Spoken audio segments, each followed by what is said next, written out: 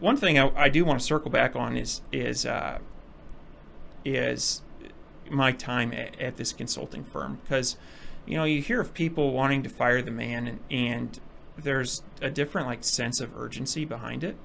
And one reason that I didn't have huge urgency to leave was I was learning.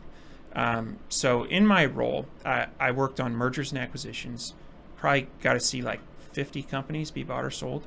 I worked on fraud and forensic projects, which was like digging into companies, seeing what went wrong, was there any fraud, and then a bunch of other like miscellaneous consulting projects. And so I would say in those 8 years, I probably had exposure to 150 or 200 companies. And as a consultant, we are telling the client what they should do. And so when I was running my own business, I basically just took all of that advice and did it.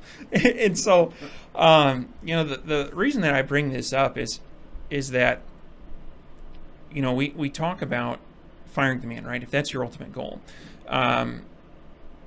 consider like changing who you work for. If you feel like you're at a dead end job or you're not learning anything, obviously in the last 8 years I was compensated from that firm, but I'll tell you the biggest amount of compensation that I received was like knowledge and exposure to companies. Like I learned about business, and so I was in the recruiting role at that firm, and a lot of kids coming out of school would say, I'm thinking about getting my MBA, and I always said, come and work here for 5 years and you'll have your PhD in how to run a business.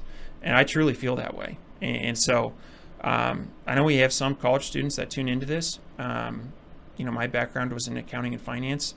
And, I think a consulting firm at a public accounting firm, there is not a better place to learn. And obviously, there are different skill sets you bring to the table, right? Like you as a network engineer, like you brought some of those skills and applied them to e-commerce.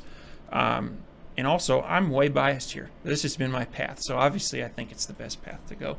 But, think about it, especially to any business majors. I think it's a great way to get started. So.